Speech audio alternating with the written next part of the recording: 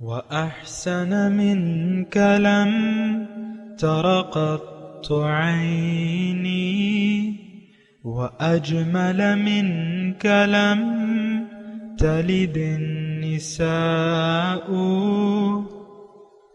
خلقت مبرأ من كل عيب، خلقت مبرأ من كل عيب، كأنك قد خلقت كما تشاء.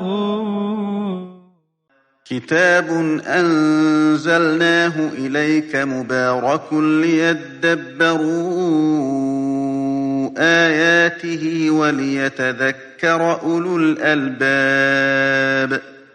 یہ کتاب برکت والی ہے جسے ہم نے آپ کی طرف نازل فرمایا ہے تاکہ دانش مند لوگ اس کی آیتوں میں غور و فکر کریں اور نصیحت حاصل کریں۔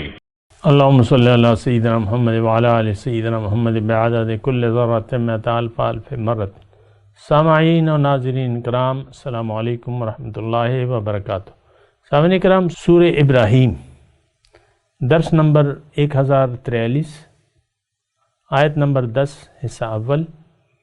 آج کا موضوع، کیا ہم اپنے رسول صلی اللہ علیہ وسلم کے طریقے کے مطابق زندگی گزارنا نہیں چاہتے؟ اس کے ساتھ آج کے سبق کا آغاز کرتے ہیں۔ سب سے پہلے گزشتہ سبق کا اعادہ ہوگا۔ اعوذ باللہ من الشیطان الرجیم۔ پناہ مانگتا ہوں میں اللہ کی شیطان مردود سے۔ بسم اللہ الرحمن الرحیم۔ شروع اللہ کے نام سے جو بڑا مہربان نہایت رحم والا ہے۔ ألم يأتكم نبأ الذين من قبلكم قوم نوح وعاد وثمود والذين من بعدهم لا يعلمهم إلا الله جاءتهم رسلهم بالبينات فردوا أيديهم في أفواههم وقالوا إنا كفرنا بما أرسلتم به وإنا لفي شك مما تدعوننا إليه مريب۔ بھلا تم کو ان لوگوں کے حالات کی خبر نہیں پہنچی جو تم سے پہلے تھے، یعنی نوح اور عاد اور سمود کی قوم، اور جو ان کے بعد تھے جن کا علم خدا کے سوا کسی کو نہیں۔ جب ان کے پاس پیغمبر نشانیاں لے کر آئے تو انہوں نے اپنے ہاتھ ان کے منہوں پر رکھ دیے کہ خاموش رہو، اور کہنے لگے کہ ہم تو تمہاری رسالت کو تسلیم نہیں کرتے، اور جس چیز کی طرف تم ہمیں بلاتے ہو ہم اس سے قوی شک میں ہیں۔ سامعین کرام، سورہ ابراہیم آیت نمبر 10۔ قالت رسلہم، کہا ان کو ان کے رسولوں نے، اف اللہ شکن، کیا تم اللہ کے بارے میں شک میں ہو؟ فاطر السماوات والارض، جو زمین اور آسمان کا خالق ہے، یدعوکم لیغفر لکم، وہ تمہیں بلا رہا ہے تاکہ تمہارے قصور معاف کر دے، وَيُؤَخِّرْكُمْ إِلَىٰ أَجَلٍ مُّسَمًّى، اور تم کو ایک مدت مقرر تک مہلت دے۔ قالوا، انہوں نے کہا، ان انتم الا بشر مثلنا، کہ تم تو ہمارے جیسے ہی انسان ہو، تریدون، تم چاہتے ہو، ان تصدونا عما کان یعبد آباؤنا، کہ تم ہمیں روک دو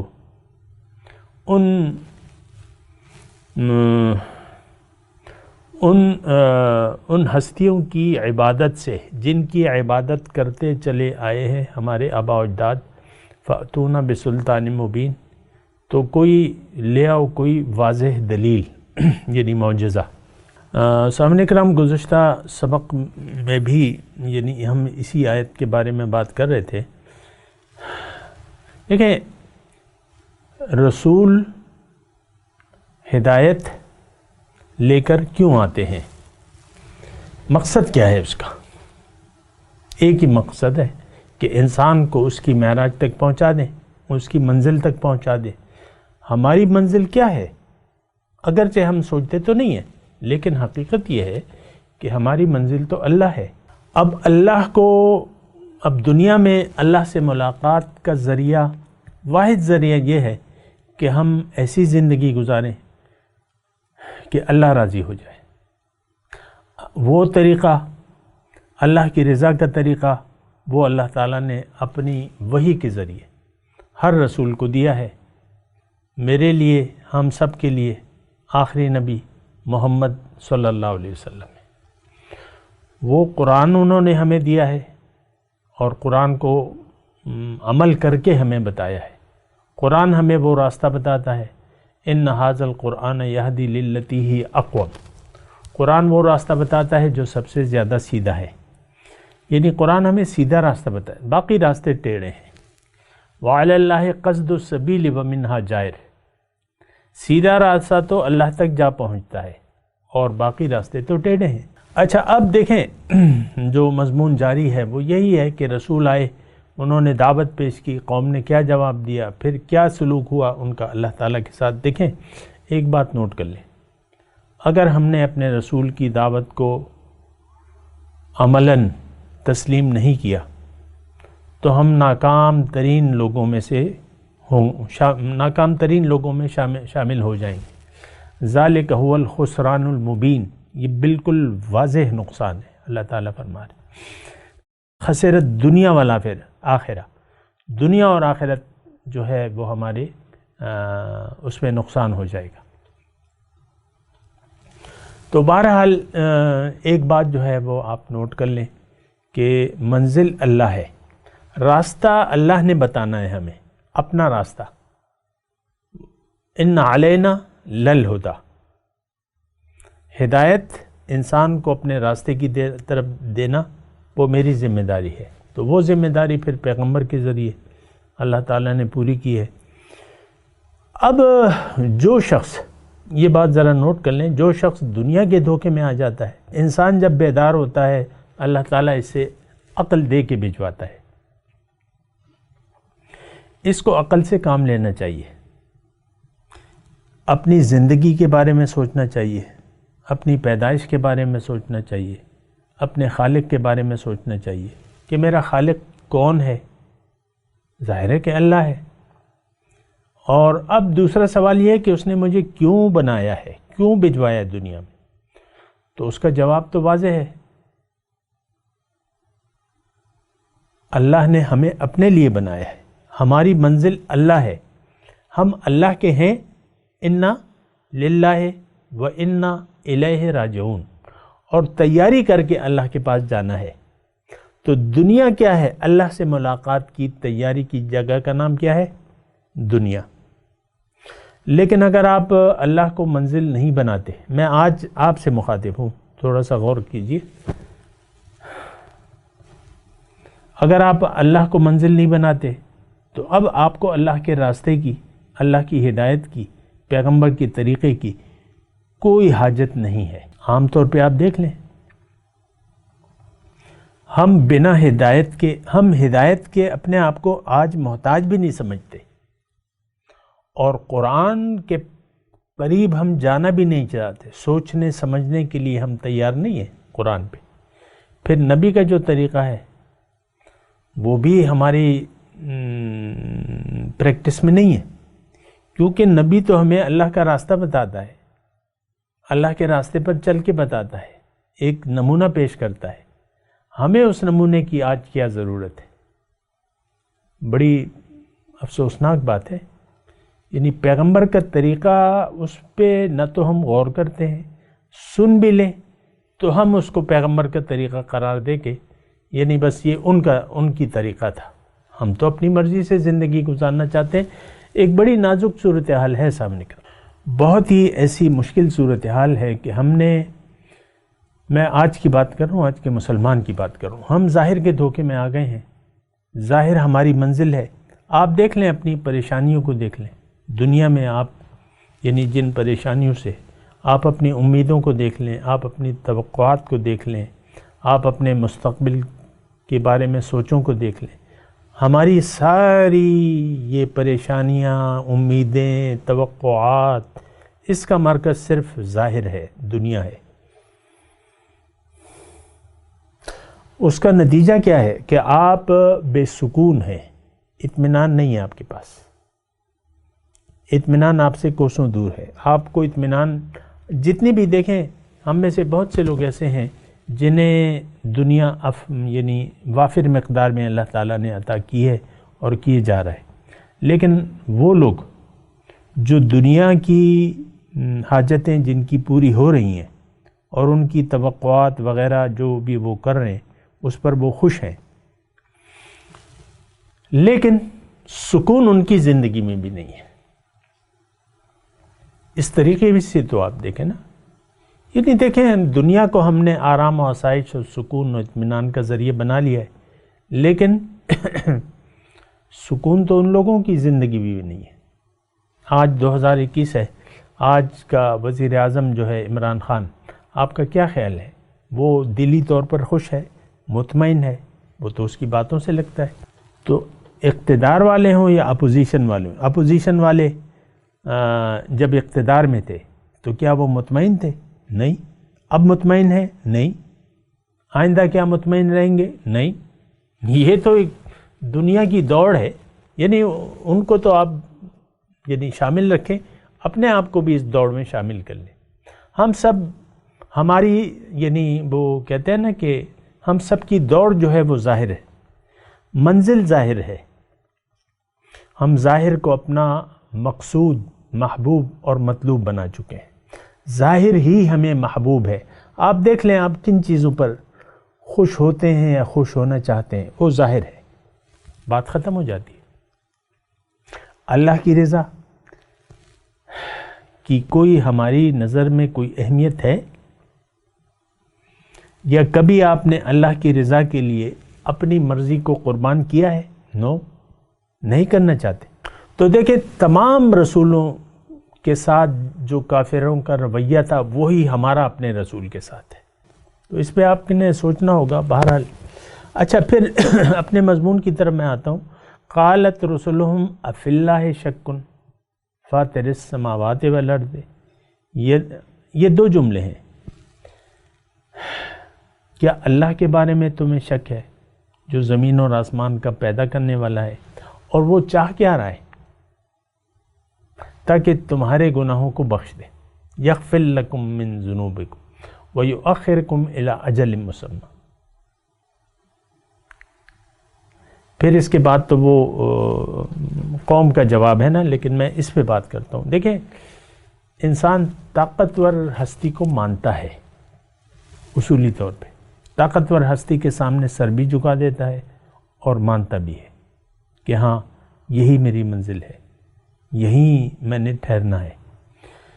دنیا میں عام طور پہ آپ دیکھ لیں، یہ جو ہمارے وزیر اعظم ہیں، کل ہی میں دیکھ رہا تھا وزیر اعظم صاحب اور ایک لاؤ لشکر ان کے پیچھے تھا، وزیر مشیر یہ وہ ایک جگہ سے آ رہے تھے، ٹی وی پہ یہ منظر دیکھ رہا تھا. تو وہ سب ان کے بس تابع فرمان ہیں، جو صاحب کہیں گے وہ ٹھیک ہے. تو بظاہر وزیر اعظم میں کوئی طاقت نظر آتی ہے، ان کے فرمان میں یا ان کے احکامات میں کوئی طاقت نظر آتی ہے، تو یہ سب وزراء اور مشیر جو ہیں یہ ان کے پیچھے پیچھے دوڑ رہے تھے. تو میں آپ کو یہ بات کہہ رہا ہوں کہ انسان مزاجن جو ہے ایک طاقتور ہستی کے سامنے سر جھکا دیتا ہے. اب طاقتور کون ہے؟ یہ بس تھوڑا سا سوچ سمجھ کے کام لیں. ہمیں تو ہماری فطرت تو نیک ہے، اچھی ہے اگر ہم فطرت کے مطابق چلیں، لیکن تھوڑا سا ذہن استعمال کریں. اصل طاقت کس کے پاس ہے؟ مالک کون ہے؟ نفع دینے والا کون ہے؟ نقصان پہنچانے والا کون ہے؟ وہ تو ایک ذات ہے، اللہ تعالیٰ کی.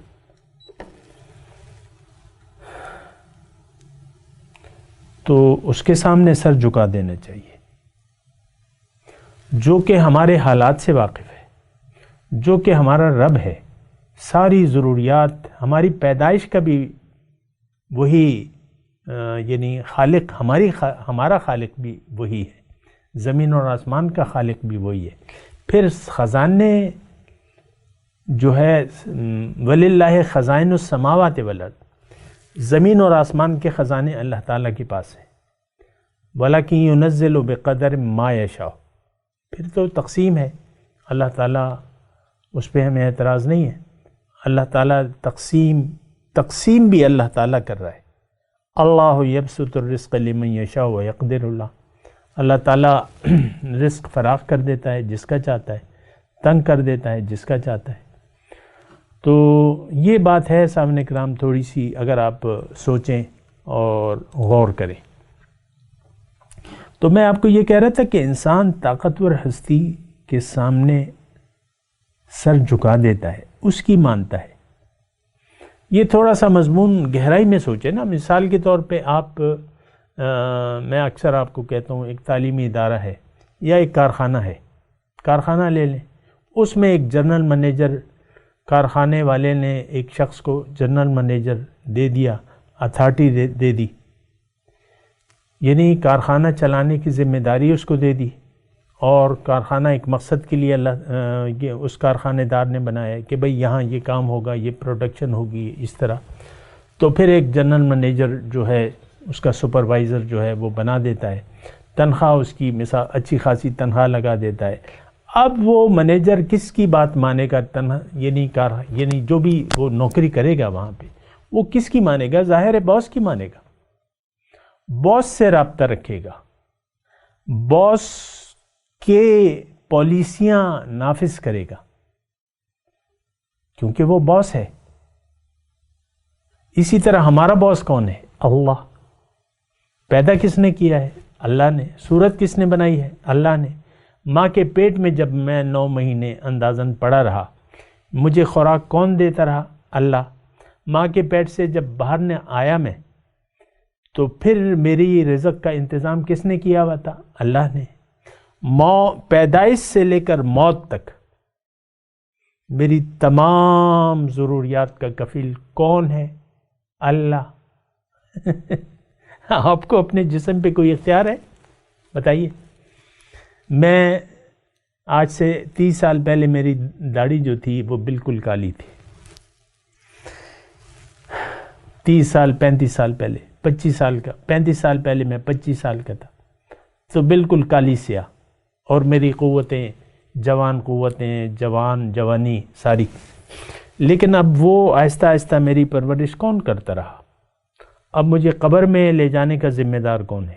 اللہ. تو دیکھیں یہ اللہ ہی اللہ ہے. اگر آپ دیکھیں اپنے ارد گرد دیکھیں تو اللہ ہی کا ظہور ہے. اللہ میرے ساتھ ہے.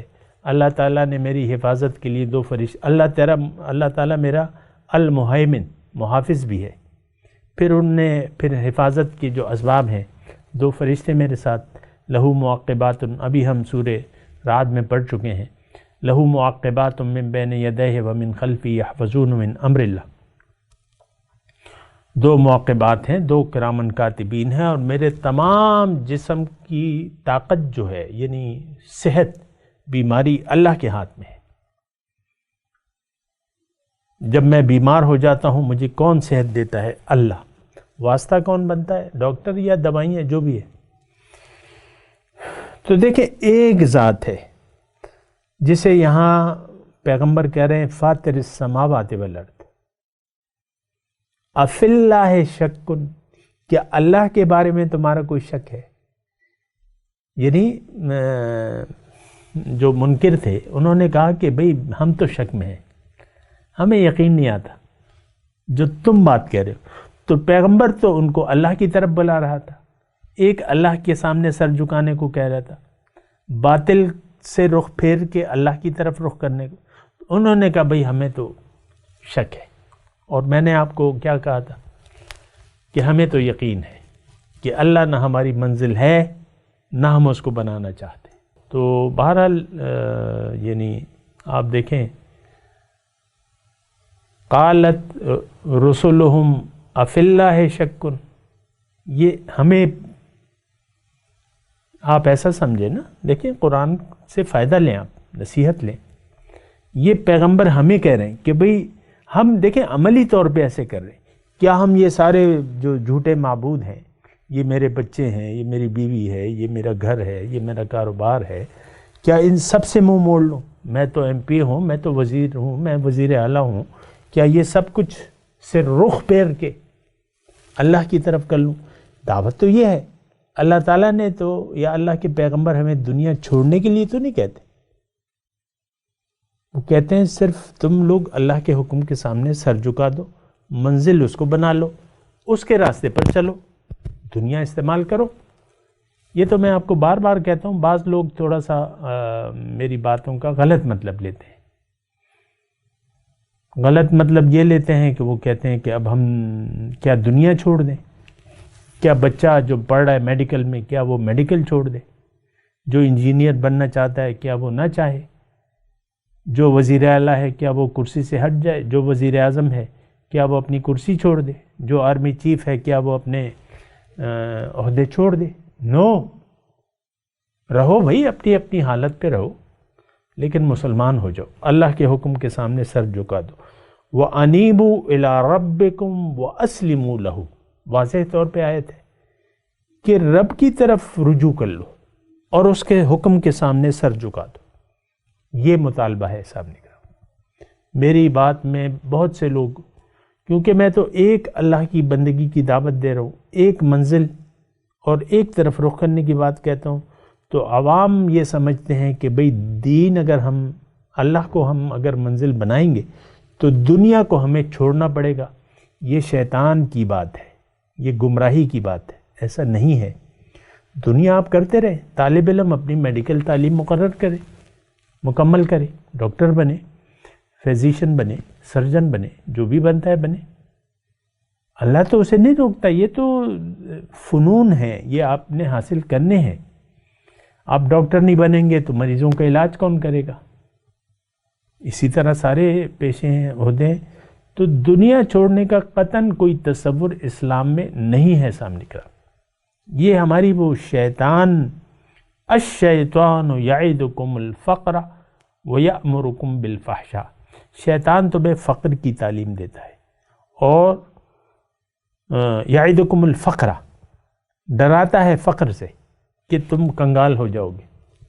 ایک مالدار آدمی ہے جس کے پاس پیسے ہیں، تو وہ کہتا ہے نہیں میں تو کیسے، یعنی مکمل تو اپنے مال و جان کو اللہ کے حوالے نہیں کرتا، میرے پاس جو دولت ہے تو اس کا تو پھر اللہ مالک ہو جائے گا اور مجھے اللہ کے لیے خرچ کرنا ہوگا. نہیں، وہ میرے پیسے ہیں، وہ میرا مال ہے، میں اپنی مرضی سے خرچ کروں گا، اللہ کی مرضی سے نہیں. یہ اپنے زبان حال سے ہم کہہ رہے ہیں، اور یہ عام مطلب بات ہے، اس میں تو کوئی وہ نہیں ہے. بہرحال افی اللہ شکن، کہ اللہ کے بارے میں اے میری قوم تم شک میں مبتلا ہو. فاطر السماوات والارض، زمین و آسمان نہیں تھی تو اس نے پیدا کی، یعنی یہ اس کی طاقت ہے. پھر سارا مضمون ہے، یعنی زمین بنائی بھی ہے، کائنات کو بنایا بھی ہے اور چلا بھی وہی رہا ہے. ثم استوى علی العرش، تخت اقتدار اس کے ہاتھ میں ہے. یدبر الامر من السماء الى الارض، آسمان سے زمین تک اللہ تعالیٰ انتظام کو چلا رہا ہے. اس وقت بھی سامنے کرام دیکھیں، ہم تو یعنی ایک نادانی ہے ہماری، انتظام سارا کا سارا، قوت ساری آج بھی اللہ کے ہاتھ میں ہے. ان الامر کلہ للہ، طاقت اس وقت یکتا ایک ذات کے پاس ہے، اللہ. یہ تو پھر اس نے چاہا کہ میں ایسی مخلوق پیدا کروں جس کو میں اختیار دوں، پھر اس کو میں ہدایت بھجواؤں، وہ اپنی مرضی سے ہدایت قبول کرے تو ٹھیک ہے، لیکن اگر نہیں قبول کرے تو میں اس پہ زبردستی نہیں کروں. لیکن اس کے انکار پر، مقصد تخلیق کو پورا کرنے سے انکار پر میں اس سے راضی نہیں ہوں گا.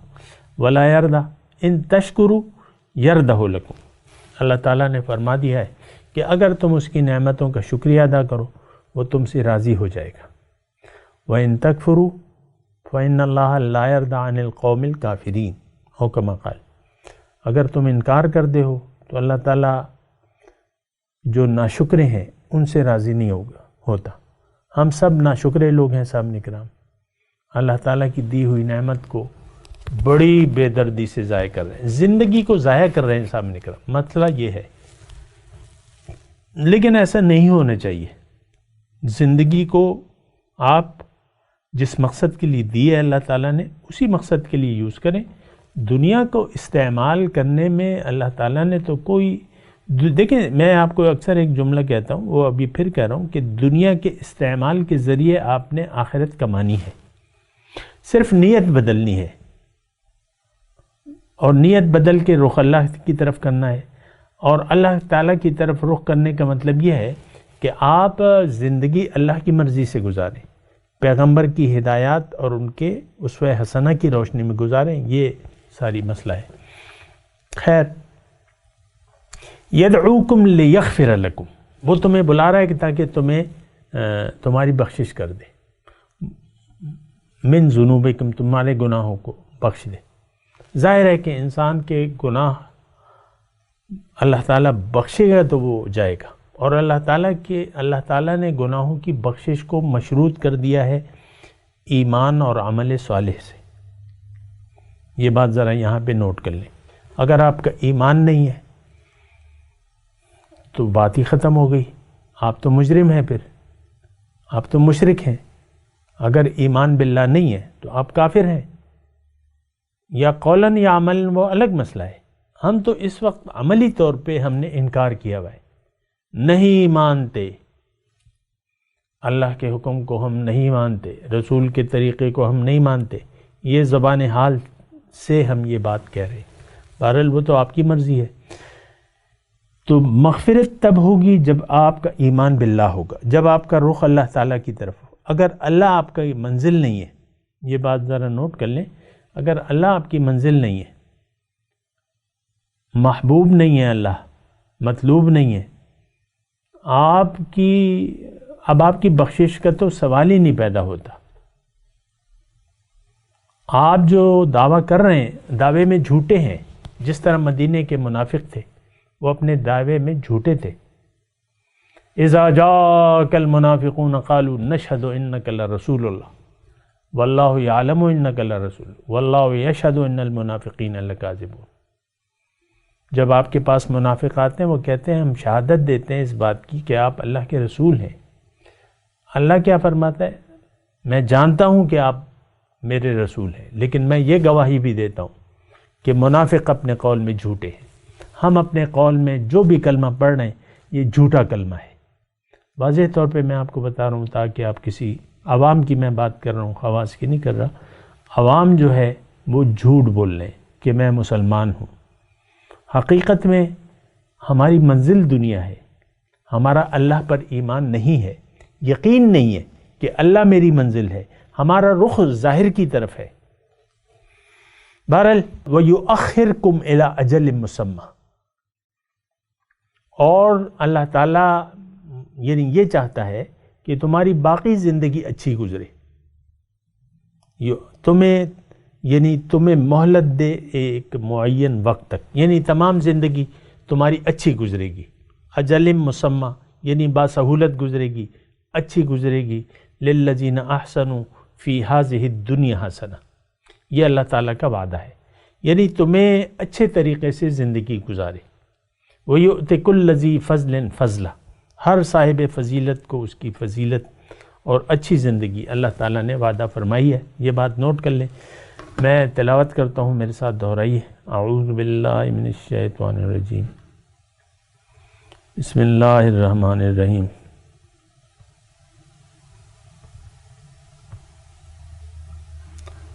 قالت رسلهم افی اللہ شک فاطر السماوات والارض يدعوكم ليغفر لكم من ذنوبكم ويؤخركم إلى أجل مسمى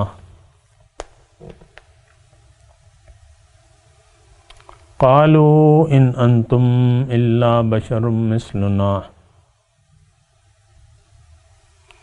تريدون أن تصدون عما كان يعبد آباؤنا فأتونا بسلطان مبين.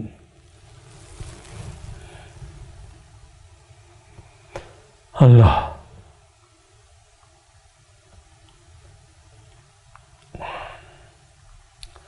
ترجمہ سنانے قالت رسلہم افی اللہ شک فاطر السماوات والارض. ان کے رسولوں نے کہا کہ اللہ کے بارے میں تم شک میں ہو جو بنانے والا ہے زمین اور آسمان کو. یدعوکم لیغفر لکم،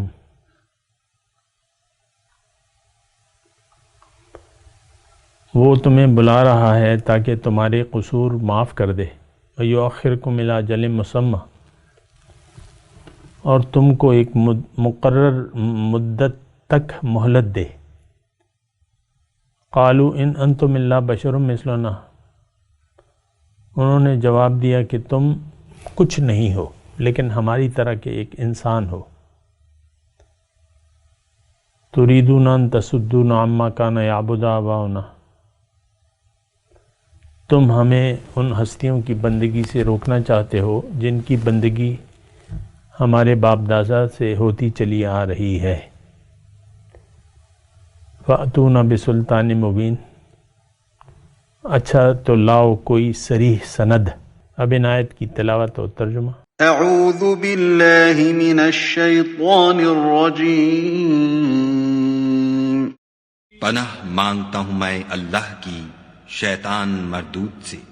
بسم اللہ الرحمن الرحیم.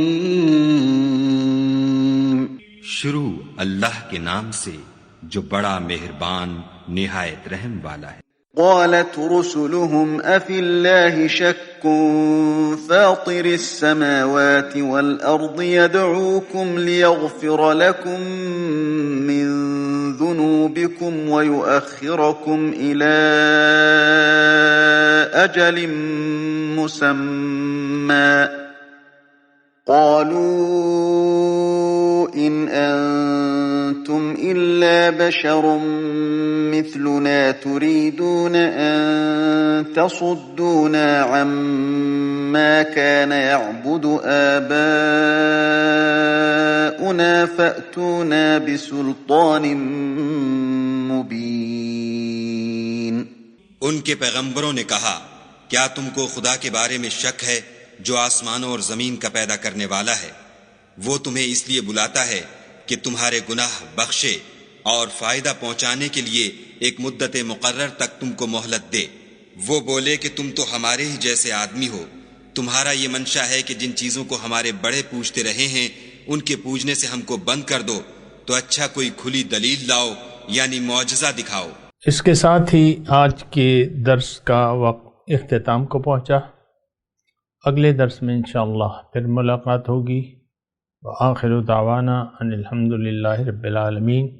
والسلام علیکم ورحمۃ اللہ وبرکاتہ. مولاي صل وسلم دائما أبدا على حبيبك خير الخلق كلهم.